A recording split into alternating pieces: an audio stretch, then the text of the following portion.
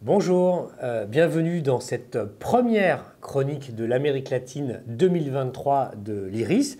Évidemment, bonne année à toutes et à tous avant de commencer cette nouvelle saison finalement de nos chroniques latino-américaines qui vont donc nous emmener pour ce premier numéro bien sûr à l'incontournable Brésil et à la prise de fonction du nouveau président, du 39e président de la République fédérative du Brésil, nommé Lula da Silva, qui, avec ce nouveau mandat de 4 ans, donc de 2023, qui l'emmènera jusqu'à fin 2026, de début 2027, eh bien, va marquer l'histoire politique du Brésil, quoi qu'il fasse pendant les 4 années qui viennent, par le simple fait qu'il est le premier dirigeant politique brésilien à faire 3 mandats, qui aura fait 3 mandats dans l'histoire politique du pays continent, d'autant que ce 3e mandat, bien sûr, intervient après des événements assez fous qui se sont passés au Brésil dans les années 2010, avec son emprisonnement en particulier, avec sa sortie de prison, le fait qu'il n'a pas pu être le candidat en 2018 contre Jair Bolsonaro, alors que c'était ce qui était prévu, le fait qu'après être sorti de la prison, eh bien, il a pu se représenter aux élections et donc cette fois-ci l'emporter comme on l'avait analysé précédemment. Donc c'est dans ce contexte-là qu'intervient cette prise de fonction qui s'est tenue le 1er janvier 2023 à Brasilia. Lula y a prononcé 3 discours. Un devant le Congrès, qui est le discours formel de sa prise de fonction, entouré du président de la Chambre des représentants, de celui du Sénat et également du tribunal fédéral suprême, l'équivalent de la Cour suprême au Brésil. Un discours qu'on va un petit peu analyser. Puis il a donné 2 autres discours à l'extérieur, sur la place des 3 pouvoirs, à Brasilia, au Planalto. Il a donné 2 discours, plus pour ses soutiens, les militants, où il a reçu l'écharpe présidentielle, non pas des mains du prédécesseur, du 38e président Jair Bolsonaro, comme cela aurait dû être le cas, mais qui est parti, qui n'a pas voulu donner cette écharpe et qui est donc parti en Floride pour apparemment quelques semaines de vacances. Dans un premier temps, il est clair que c'est parce qu'il ne voulait pas apparaître comme donnant l'écharpe présidentielle à Lula, mais finalement, ce sont 5 personnes de la société brésilienne, un cacique indigène, Raoni, qui est très connu, qui d'ailleurs a entamé des poursuites contre Jair Bolsonaro devant la Cour pénale internationale pour écocide sur l'Amazonie. Il y a aussi qui était là une personne handicapée. Il y avait aussi un métallo, un ouvrier, un enseignant, un prof. Bref, une certaine idée d'un Brésil populaire qui est celui que Lula veut valoriser et qu'il l'a élu face à Bolsonaro. Donc 2 autres discours, on va un petit peu revenir sur tout ça dans un instant. Dire aussi que cette prise de fonction de Lula, eh bien 17 chefs d'État y ont participé, beaucoup de pays dits du Sud, d'Afrique, d'Asie, le vice-président chinois, des représentants de la Russie, des représentants de l'Ukraine. D'ailleurs, Lula a montré sur la photographie, les prises de fonction sont faites pour les symboles, et symboliquement, il a voulu montrer au monde qu'il parlait à tout le monde, que le Brésil parlait à tout le monde. Il a d'abord reçu la chef de la délégation ukrainienne, puis son homologue russe pour dire qu'il voulait peser pour une négociation pour la paix dans la guerre russe en Ukraine. Donc la Chine était présente, l'Angola était présente. Côté européen, il y avait des représentants du Portugal, de l'Espagne, le président allemand. Il y avait aussi le ministre des Affaires du commerce extérieur français qui était présent, M. Becht, pour la France.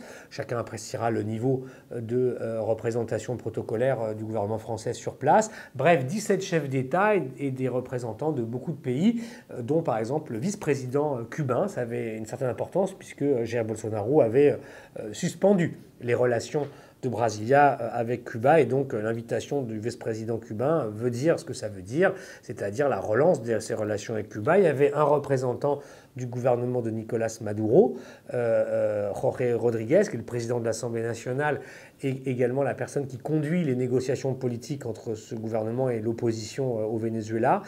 Il y avait des représentants de toute l'Amérique latine, bien sûr, Alberto Fernandez pour l'Argentine, des représentants de Bolivie, d'Équateur, de toute couleur politique, de droite comme de gauche, étaient présents pour donc, cette prise de fonction. Donc ça, c'était pour un petit peu montrer le poids de cette prise de fonction de Lula sur la scène internationale. Et pour être tout à fait complet, il faut dire que les États-Unis étaient représentés par sa secrétaire d'État à l'intérieur qui était là. Là aussi, ça a pu être pris comme une présence protocolaire certes importante, mais pas la plus importante, puisque Joe Biden n'était pas sur place, et ni la vice-présidente Kamala Harris qui n'était pas là non plus. Donc, chacun appréciera là aussi ce que ça peut vouloir dire sur le niveau de représentation diplomatique à cette prise de fonction. En tout cas, beaucoup de pays étaient présents. Dans un pays qui connaît une situation quand même très, très compliquée sur le plan socio-économique, le Brésil va connaître une croissance assez molle en 2023 pour la première année de présidence de Lula. Les institutions pointent à peu près 1% de croissance pour 2023 au Brésil, un État fortement endetté qui va devoir payer des intérêts sur sa dette très importants, un pays dans lequel 30% des habitants sont pauvres, dans lequel 10 à 15% ont faim, près de 30 millions de Brésiliens ne mangent pas à leur faim quotidiennement actuellement, un pays où la moitié de la population est frappée d'insécurité alimentaire au sens large du terme, un pays qui surtout pauvreté, inégalité, informalité, etc., eh bien, connaît un recul de 20 à 30 ans en arrière. Et c'est ça que va devoir, disons, gérer Lula. Alors, il a fait un discours qui, en quelque sorte, épousait un petit peu toutes ces thématiques-là. Parmi ces discours, il y a eu des points importants qu'il faut souligner. D'abord, Lula a expliqué que son élection signifiait un coup d'arrêt à un projet qui était un projet d'un système de pouvoir autoritaire et qui pouvait emmener le Brésil vers une sortie de la démocratie. Et que le fait qu'il ait été élu voulait dire que la démocratie brésilienne était sauvegardée et qu'elle devait, et c'est son premier mandat impératif pour lui, être rénovée, consolidée, reconstruite de toutes parts, aussi bien en matière d'équilibre entre les pouvoirs de l'appareil d'État brésilien, les liens entre l'exécutif, le législatif, le judiciaire, qu'il fallait respecter les pouvoirs et les contre-pouvoirs. Ça veut dire ça veut dire de redonner aux Brésiliens eh bien, une participation plus grande dans les affaires de l'État. Ça veut dire intégrer dans ses ministères et dans sa politique un certain nombre de demandes citoyennes qui ont à voir soit avec des droits individuels ou des droits collectifs, qui ont à voir aussi avec la prise en compte des exigences en matière de droits des populations autochtones, des populations indigènes. C'est pour ça qu'il a créé, par exemple, un ministère des peuples indigènes. C'est une première dans l'histoire brésilienne qui va reprendre ce long, patient et compliqué travail de légalisation des terres indigènes au Brésil et qui, lorsqu'elles sont légalisées et sont données aux Indiens, eh bien, passent par le statut de zone protégée. Et évidemment, c'est un lien direct avec l'Amazonie et les autres biomes, les autres foyers de biodiversité au Brésil, mais c'est surtout l'Amazonie, puisque derrière, il y a l'enjeu de protéger la forêt de toute agression, et en particulier de déforestation. Et donc là, il y a un chemin pour y parvenir. Ça veut dire tout cela. Bref, Lula a insisté sur le fait qu'il fallait redonner à la démocratie ses lettres de noblesse et qu'il fallait eh bien, la consolider dans un pays où beaucoup de gens n'y croient plus beaucoup à la démocratie parce que les gens considèrent que les classes politiques, les gouvernements, les partis et même l'État ne sont plus en mesure en réalité de régler les problèmes des sociétés, que ce soit sur le plan social, sur le plan économique, et que la fin de la prospérité, la fin des progrès sociaux, eh bien, signifie finalement l'impuissance du politique. Et donc Lula veut se battre contre cela. Il a dit que la politique, au-delà de toutes ses limites, car elle en avait, eh bien, si elle disparaissait, ce qui la remplaçait s'appelle la tyrannie, et qu'il fallait donc que ce gouvernement soit celui qui redonne à la démocratie eh bien, sa noblesse. Il a beaucoup insisté aussi sur le bilan catastrophique de Jair Bolsonaro sans jamais le nommer. Il a dit tout le mal qu'il en pensait à travers plusieurs dossiers, en particulier le dossier sanitaire, le Covid. Et il a rappelé d'ailleurs que tous les crimes devaient être punis. Il fait référence à cela, aux exigences par exemple du cacique Raoni, donc qui lui a remis l'écharpe, qui attaque Bolsonaro sur la question amazonienne, mais également sur la question sanitaire et l'abandon qui a été fait des populations indigènes à l'époque où la pandémie était très forte et dévastait le pays. Donc ça veut dire que Bolsonaro devra répondre de ses actes devant la justice. C'est ça que ça veut dire. Il a dit que son programme, c'était d'abord que les Brésiliens puissent remanger 3 fois par jour. Alors évidemment, ça paraît peut-être un peu simple, mais ça veut dire quelque chose de très important dans un pays qui, comme je vous le disais, a désormais plus de 30 millions de ses concitoyens qui ne mangent pas 3 fois par jour, en particulier les enfants. Il a dit qu'il voulait relancer et protéger l'Amazonie, fin de la déforestation illégale, régulation de la déforestation légale, et surtout il a dit que la question amazonienne était d'accord pour qu'elle soit gérée de manière solidaire au niveau international, mais jamais dans une dynamique de soumission du Brésil. Ça, c'est un message qui est envoyé, y compris aux pays européens ou états-uniens. Lula veut bien discuter de tout, négociera, réduira, mais il faudra des implications et des engagements concrets des pays de la communauté internationale pour gérer cette question de la protection amazonienne. Alors, il a aussi dit que sa priorité, ce sera la politique étrangère. En particulier, il a rappelé l'importance pour lui de la souveraineté du Brésil. Il a rappelé pour lui à quel point le Brésil devait jouer un rôle autonome, indépendant et fort et actif dans les relations internationales.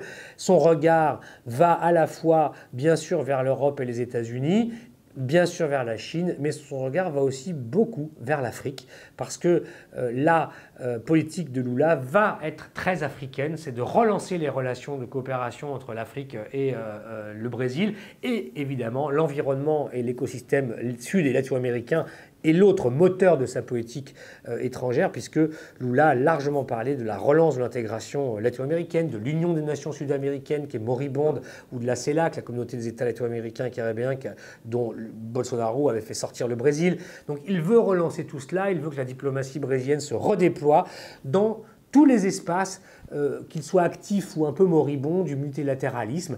Et ses priorités, il l'a dit, ce sera l'Afrique, ce seront les BRICS et ce seront les relations avec les partenaires traditionnels européens, américains et chinois. Il veut jouer un rôle pour une paix entre la Russie et l'Ukraine, il l'a dit, il l'a montré hier dans sa prise de fonction.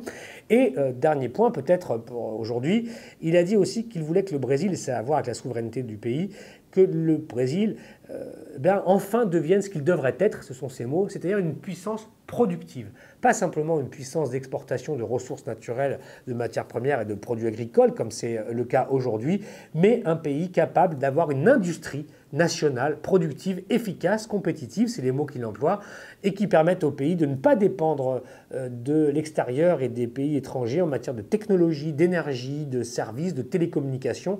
Il veut des filières productives brésiliennes qui puissent aussi, non pas simplement produire pour le Brésil, mais être compétitives, ça veut dire concurrencer ces industries des pays riches. Et donc c'est ce que veut construire Lula.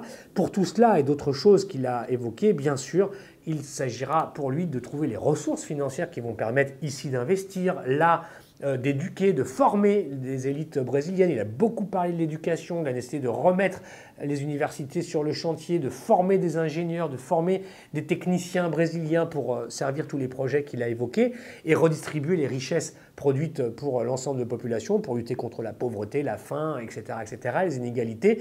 Et pour cela, la question, ce sera de savoir s'il aura des marges financières pour le faire dans un pays qui n'en a pas aujourd'hui. Le pays aujourd'hui est confronté à une dégradation économique très très forte, confronté à des ressources assez minimales, puisque la loi fiscale interdit à l'État de dépenser plus pour les 20 prochaines années que le taux de l'inflation de l'année précédente. Donc en fait, il ne peut pas y avoir des grandes politiques disons, d'investissement public au Brésil. Donc Lula va devoir négocier avec le Congrès dans lequel il n'a aucune majorité. La coalition qui est autour de Lula, avec le Parti des travailleurs à gauche en son centre, d'autres partis de gauche, mais aussi des partis de centre-gauche, de centre-droit et droite brésilienne, ça représente 20% des élus du Congrès brésilien. Les bolsonaristes dans leur nébuleuse 35, et au milieu, il y a 8-10 partis qu'on appelle le gros centre, qui vont finalement un petit peu monnayer leur soutien aux uns ou aux autres en fonction des intérêts qu'on leur proposera. Et Lula va rentrer dans ce jeu très complexe de la politique brésilienne, mais qui, il espère, lui permettra peut-être d'en finir avec ce cadre du toit des dépenses publiques qui empêche réellement des investissements publics pour tout ce qu'il a promis de faire. Et de cela va dépendre en grande partie la réussite de ces politiques à venir, sachant qu'enfin, le Brésil est un pays qui a une dette publique d'à peu près 75%, 76% de son PIB, mais surtout qui paye des intérêts énormissimes à deux chiffres sur le service de la dette, c'est-à-dire les intérêts qu'il paye sur cette dette. Et ça, évidemment, ça rogne encore plus les capacités financières de l'État brésilien. Donc il va falloir négocier avec le Congrès en interne pour casser la loi des reins fiscale qui empêche trop de dépenses publiques et d'investissements publics. Et en même temps, il va falloir que Lula s'affronte finalement au marché financier ou négocier avec eux, avec aussi les institutions financières internationales pour revoir l'architecture et le schéma du paiement de la dette souveraine brésilienne. Et avec lui, il aura, c'est sûr, beaucoup d'appui parmi les autres chefs d'État latino-américains qui sont confrontés au même problème et qui exigent une refonte de l'architecture financière internationale et du système de paiement et de financement de l'endettement des États qui le sont endettés comme jamais ils ne l'ont été après la terrible pandémie de Covid-19 qui a frappé la région et le monde entier. Donc voilà quelques éléments, quelques perspectives et défis qui se dressent d'ores et déjà dès le 1er janvier sur la route de ce troisième gouvernement Lula qui, comme vous l'avez compris, ne va pas gouverner sur un long fleuve tranquille. Il y aura beaucoup d'embûches pour ne pas parler, bien sûr, du bolsonarisme qui, au-delà de la figure de son incarnation actuelle, Jair Bolsonaro, est une force politique sociale très importante, culturelle également, qui domine et qui est très puissante au Brésil. Et donc Lula va devoir essayer de réconcilier, de présider pour l'ensemble ou une grande partie des Brésiliens de ces deux Brésils qui ne se parlent plus aujourd'hui et qui sont encore très polarisés. Donc ça va être sur le plan politique son principal défi et nous ne manquerons pas d'analyser tout cela dans de prochaines chroniques. Mais pour celles et ceux que ça intéresse, sachez que sur le site de l'IRIS, sur le programme Amérique latine de l'IRIS, sera disponible dans les prochaines heures le discours intégral de Lula prononcé à Brasilia au Congrès en français que vous pourrez lire et diffuser autour de vous. À bientôt!